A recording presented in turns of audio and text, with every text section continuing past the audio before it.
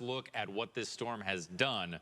Right now, though, we want to show you what it did do throughout the day to Southwest Florida.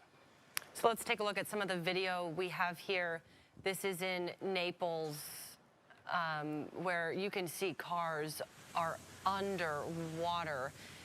We've been seeing this since earlier, where this water just rushed in, the storm surge. It's intense. And what you're seeing now, and if I can describe it for those of you just listening, a car just, you can barely see the car.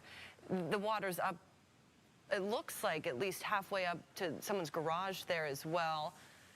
So of course, a lot of people, even if they're not stuck in their homes, are still going to be dealing with a lot of water standing in their home when they come back. Hopefully there is no one in there. We have more brand new video, but it is also from the city of Naples, where water has been a major issue. That's a refrigerator that is spinning in the water in the city of Naples, right in the street. We're also showing an American flag on a pole whipping in the wind. As it pans down, you can see vehicles just floating in the water. It's as though somebody just tossed all of these things out in the water for them to float around. That refrigerator right there moving along before crashing into a vehicle. Now we're seeing a wider shot, and there's a man on a surfboard. He is sitting there in the middle of the street on the surfboard because if he wanted to, he could use that surfboard to wade across. We've been tracking different cities and different areas of Southwest Florida, and early this afternoon, Naples became our focus because of the water. In fact, there was a live shot from a reporter in Naples who was on a hotel balcony. He was on the second floor.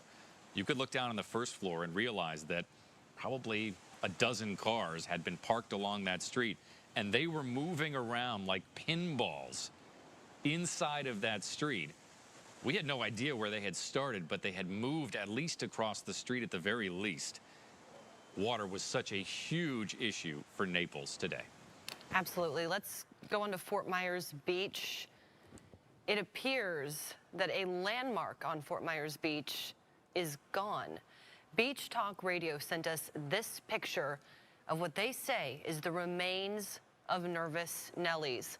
For a lot of us, this is a favorite place. I mean, Fort Myers Beach, a former mayor there described it during COVID restrictions as everybody's playground. So it's very emotional, I'm sure, not only for those who live in Fort Myers Beach, but those who love to go there to visit. This is a restaurant that a lot of you may be familiar with right along the bay. This is along Old San Carlos Boulevard, almost under the Matanzas Pass Bridge on the bayside. Just thinking of all of you in Fort Myers Beach right now. I know there are a lot of people that seem to still be stuck in their homes with water up to, you know, as we talked to some of them this afternoon. Yeah, and then it was their furniture was floating. They were running out of higher ground to get to in their apartment. They were on their countertops and such. So again, just we are still waiting for first responders to be able to get out there. They want to get out there. We heard it from the sheriff. It's devastating to be in this wait and see period. And again, this appears to be the remains of Nervous Nellies on Fort Myers Beach. We also have brand new video from right down the road from us at our newsroom in Fort Myers. This is in the downtown Fort Myers area, and it's a unique situation. What you're seeing here is a boat, but it's actually pinned in between on either side two apartment buildings. And the people in the apartments are trapped basically because the boat is stuck in between the two. There's also water, flood water, that has gone in between these two apartments, and that's the reason that the boat itself is there and is kind of wedged in between there, wobbling back and forth. We're actually starting to get some of our crews out into the field so they can see some of the damage that Hurricane Ian has done firsthand, and we can bring that to you. In fact, some of the early videos coming back to us are coming from downtown Fort Myers. We have been hearing quite a bit about issues in downtown Fort Myers with the river being there, flooding, moving inland from the river. So we're going to hopefully be able to start showing you some of the video. But right here, a unique situation with this boat that has moved. And we talked before this storm came in, about how boats move during hurricanes. I covered Hurricane Ivan back in 2004 when I was living in Alabama and covering it in South Alabama, and saw boats that moved hundreds of feet during that storm. And that's why we stressed how important it was to either get your boat out of here or at the very least tie it down as strong as you possibly could. That boat right there, it didn't start there today. Oh, no. And I know as recent as yesterday, we talked to some folks who were going to try to wait out the storm on their boat. Never a good idea to do. And I just really hope those people, they were watching the situation closely, and the people we talked to did say they had plans to get off their boats if they felt threatened. So I'm really just hoping that they did have a place to go. We're going to send it right next door to the ABC7 studio and our meteorologist, Jim Dickey. Jim, I know you have things you want to talk about. If I can, I'd like to set you up with something from one of our viewers who is asking a very real question. He writes, please break down the wind speeds for each of your listening areas, e.g. Alva, Lehigh, Fort Myers Shores, and when they'll diminish. I live in Olga, and the winds do not seem to be subsiding, which is something we heard frequently today, where people were just like, when is this going to end? Yeah, it seems like it just keeps going and going. Yeah, it's been such a slow-moving storm. We think back to, you know, the more recent major hurricanes we had make landfall, those being Charlie, Wilma, and, of course, Irma. All three of them were moving at a pretty decent clip when they moved their way in and through southwest Florida. This one is in no hurry to leave. Now, there's the peak wind gusts we saw going back through the afternoon when the storm was making landfall for the most part. We haven't sort of added on to this list since about 5 o'clock, 5:30. So this is a sign that, yeah, Ian is weakening. But these are remarkable numbers here. 135 in Punta Gorda, 112 at Naples Grand Beach Resort. When that one came in, that was the first indication of what we were dealing with, because that was the first wind gust. It was up over 100 miles per hour. That one in particular, though, was a sensor that was up on the high rises. So at that point, we hadn't seen those higher wind gusts. 140 in Cape Coral. You know, I said this earlier on. This is a storm that they'll be talking about 50, 100 years from now. As long as they're talking about hurricanes in southwest Florida, Ian will be a hurricane of record. Anytime people talk storm surge going forward and the storm surge threat with any hurricane, they're going to reference this one and the images people are seeing across the country tonight as far as what's going on out there from Hurricane Ian. Okay, so when will the winds let up in these various areas? Here's the slight issue we're having now as far as tracking those higher end winds. Doppler radar can only see the wind when it can see raindrops and how they're moving in reference to the radar beam, in this case coming out of Tampa. So we're not able to clock the winds all across southwest Florida, but I can promise you the winds are widespread. There is tropical storm force winds still going all across southwest Florida right now, because as the core of Ian is collapsing, and we see this all the time in these major hurricanes, that as that tight wind field collapses, while those higher end winds begin to fall off, the wind field, the expanse of the winds, begins to stretch out. Meaning you keep those tropical storm force winds in place, even as this storm is moving away.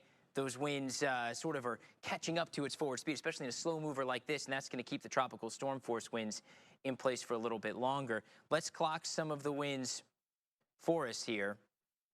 And again, I'm just not getting data because there's not the rain to pick up out along the Caloosahatchee right now. But I can clock still very strong winds in Punta Gorda, 90-mile-per-hour gusts being detected by Tampa's radar. Now, again, Tampa's radar, by the time the beam gets down to Punta Gorda, it's still about 3,000 feet up in the air, so that's sampling sort of the wind way up there.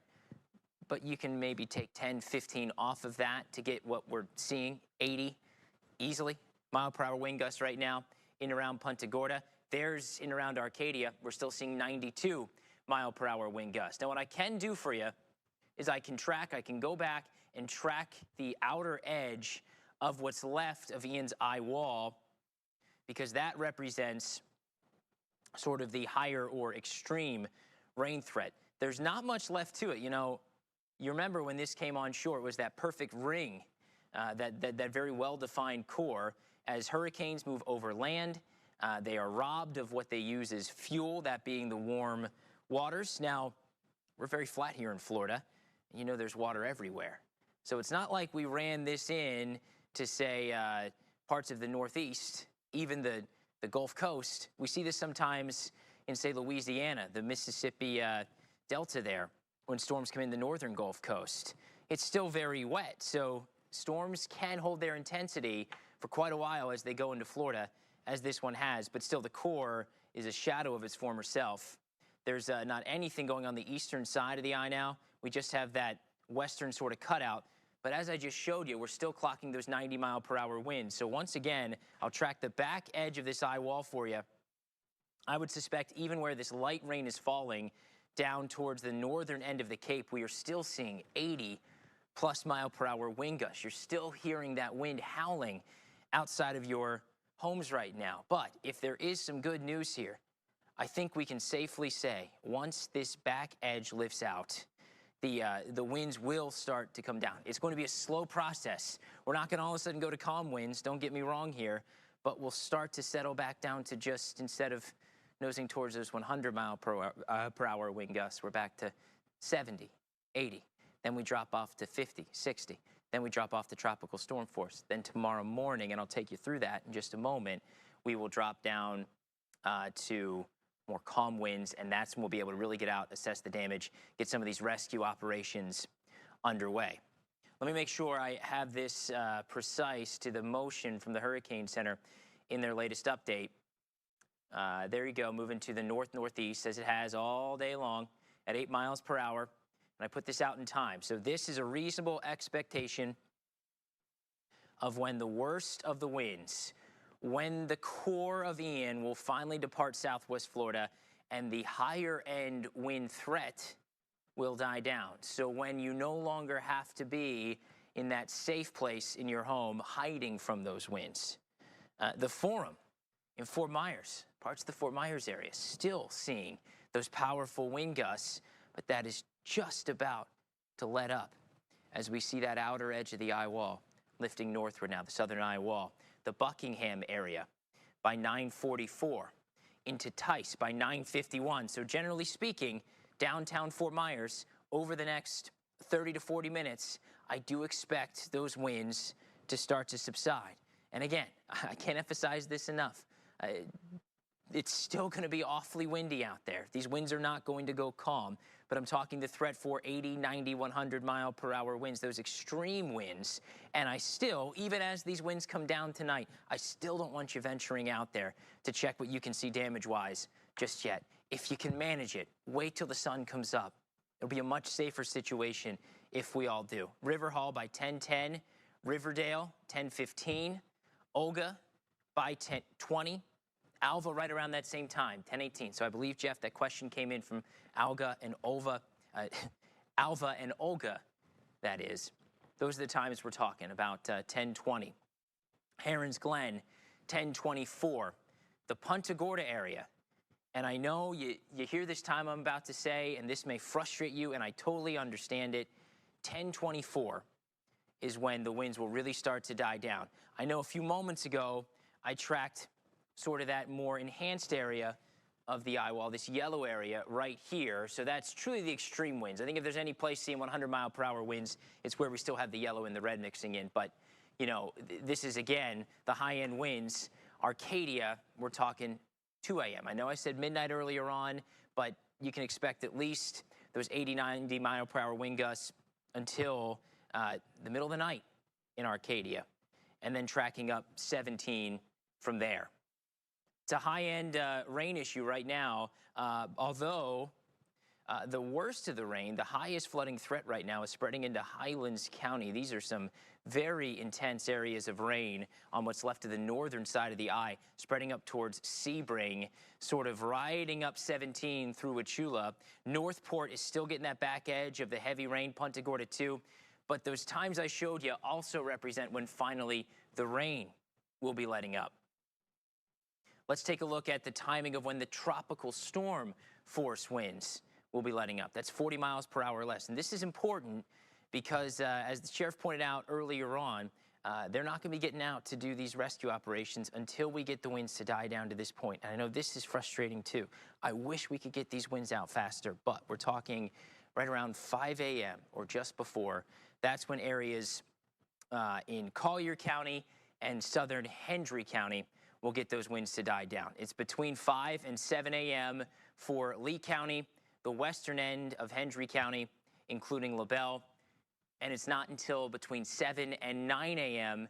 that tropical storm force wind field is lifting out. We can take a look at some of the numbers with the gusts, and this will tell a similar story. There we are right now. Our model's still putting out 80-mile-per-hour wind gusts into Punta Gorda. But you can see these numbers coming down as it lifts northward. Again, the storm is